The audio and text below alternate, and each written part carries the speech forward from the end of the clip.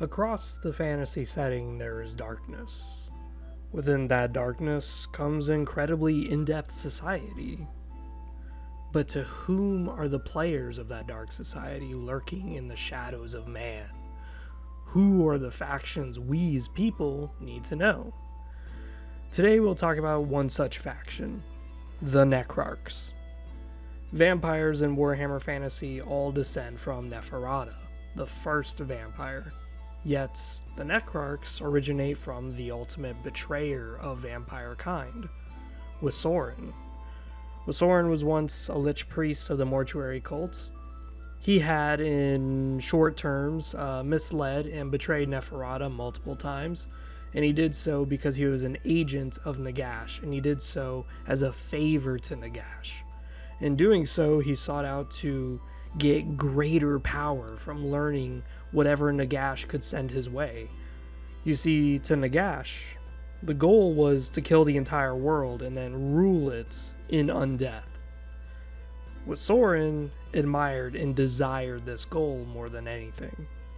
Not being a warrior, Wisoren spent many years cultivating spells and rituals in his lab and encouraged all who ever spoke to him to pursue the arcane, no matter how mundane it is. We see this a lot with Neferata when she's a young girl. She comes to him and she is more or less upset because her father says that she could never be a lich priest because she's destined to rule. He encourages her to study magic even though women are not allowed in the lich priesthood. This is the kind of guy Wisoren is. Here, after Nagash's fall, Wisoren being left on his own as all the other vampires were, the other vampires despised those that were loyal to Nagash, Wisoren being one of them. But despite this, Wisoren was able to pass on his bloodline and to create a whole lineage known as the Necrarchs. Necrarchs uphold the ideas of the Nagash and Wisoren. They believe that spending ungodly amounts of time studying magic, they would be able to slay the world and rule over it as undead kings.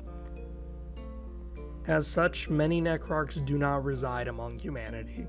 Instead, they reside deep in the wilderness, possibly inside a lone, strange tower, or a deep cave, or even an abandoned cemetery, a long-forgotten battlefield.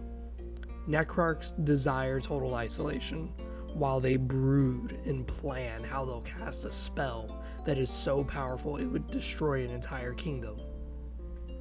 As you may have guessed, Necrarchs do not play well with others.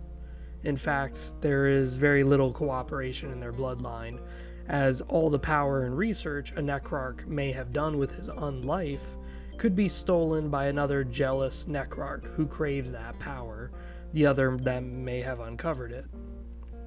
Unlike the other bloodlines, the Necrarchs do not attempt to blend into human society, nor do they care to rule over them. In their mind, the only thing that matters is personal power over the arcane being both death magic and blood magic, but mostly necromancy. When it comes to feeding, a Necrarch rarely is on the hunt.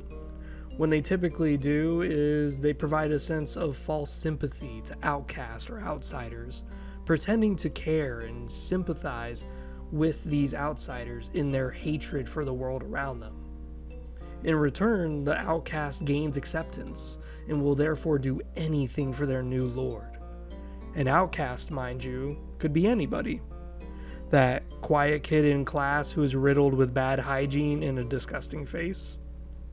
The local hunchback who cannot pursue his dream of being a knight.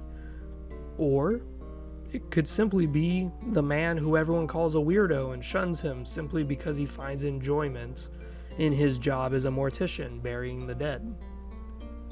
With a retinue of such odd people as his agents in the Necrarch's disposal, they use these people to fetch others, whether the people being old bullies or simply trying to guide newcomers into town to an abandoned inn.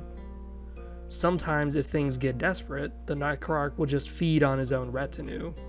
After all, these outcasts will not be missed. No one's gonna care if the weirdo just disappears. As far as feeding goes, though, Necrarchs feed the least amount out of all the other vampire kind. This is mostly to do with their blood, the way that they're so necrotic and, well, disfigured. They actually don't need as much blood to stave off the beast, this hunger that they feel. Now, as for recruiting, the Necrarch blood is like all bloodlines, weaker with every new vampire that's recruited. That being said, with the Necrarch's goal of necromancy and blood magics, the obvious recruits for them are necromancers, and anyone with extremely powerful magical capabilities. The goal being, of course, that the power of the magic these individuals will have will be balanced by the loss of potency in the vampirism. Or even better yet, the new vampire would be arcanely speaking stronger than the man who made him. As to what the goal is for the Necrarchs, it all boils down to the same conclusion: attain absolute mastery of the necromantic arts so they can rule over all in their death. Physically, a Necrarch is not too impressive by vampire standards. Look at their appearance. The head is large, but the arms and legs are spindly, thin, skeletal at best. This is how you can 100% be certain that the vampire is of a Necrarch blood, as the Necrarch body degrades in a specific way that the other bloodlines do not. Where it may take centuries for a von Karstein's nose to fall off due to necrosis, a Necrarch's nose will fall off in maybe a century. The rate that their body decays is much faster, and don't let their frames fool you. It is still a vampire, and as such, it's more than capable of batting away a steel sword with his claws and ripping a knight in half with his hands. It just so happens that a Necrarch usually doesn't need hands most of the time. They usually prefer instead to use magic or to have conjured minions flay their opponents alive for them. So let's talk about that. Military might. How do the Necrarchs conduct warfare? It's an honest question. It's a very curious question. The von Karsteins are generals. They got this charisma that allows them to use humans and undead agents. Then you have the Blood Knights, who command their own knights. Then you have the Lamians, who have agents inside the enemy's armies. And lastly, you have the Strigoi. The Strigoi are these insane beasts capable of ripping apart entire battle groups by themselves. So what do the Necrarchs have? Well, they have insanely large armies of undead. No, like, seriously. If you fight a von Karstein, you may fight a few zombies, a few skeletons, even a monster or two. But to fight a Necrarch, you'll encounter an army of undead monsters like zombie dragons, crypt horrors, even entire legions of undead knights. You may see hundreds of howling, screaming wraiths and banshees flood the map as they tear the souls out of the men that you are commanding. The Necrarchs, when engaged in warfare, display absolute power and supremacy. You may have the best armor, the best training the world has ever seen, but when fighting 500 skeletons with your 15 guys, none of that matters. Especially when you have a wizard who is casting constant magic like black holes in the sky, or reanimating the very minions that you just slew. To fight a Necrarch, your best hope of survival is to somehow kill him first, if you can get to him.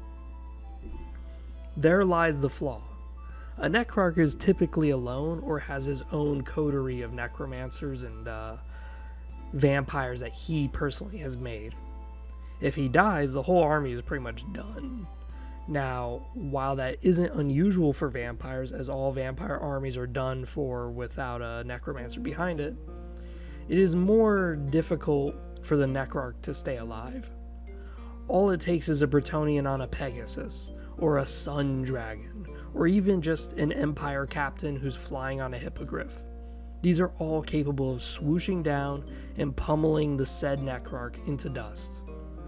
This is where some factions like dwarves have it a bit harder, as they need to get into range and somehow blast the guy down if he has a zombie dragon, or somehow cut through his legion of bodyguards to finally land a hit on him.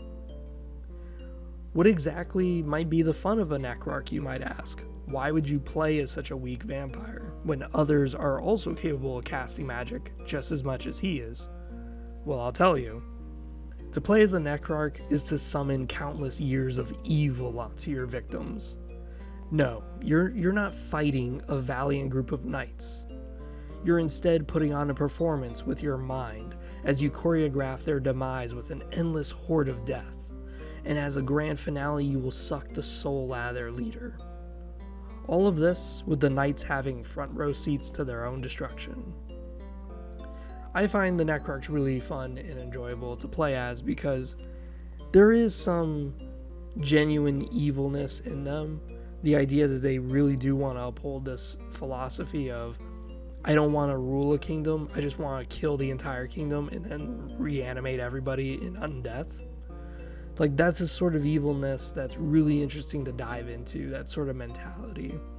But at the same time, it's very interesting to play as, because when you're playing as a Necrarch, that's really what you're doing. You're just sitting behind countless waves. You're watching these Empire great swordsmen cut down 300 skeletons, and then you're just re-summoning them. You're summoning giant black holes that are just killing the knights, stripping their bodies of flesh as they're cutting through your bodyguards. And then when they finally get to you, it's not even a defeat, because now the next Necrarch who comes across the area is going to say, wow, this was a big battlefield. I could summon a lot of undead from the sheer amount of corpses that are here. So the cycle repeats, where one Necrarch can just pick up what the other one left. This has been Freezer 700. I hope you all enjoyed, and comment please what you love most about the Necrarchs. I personally am going to cover a few of the specific Necrarchs that are mentioned, as well, I find them very interesting. Besides that, see you guys next time.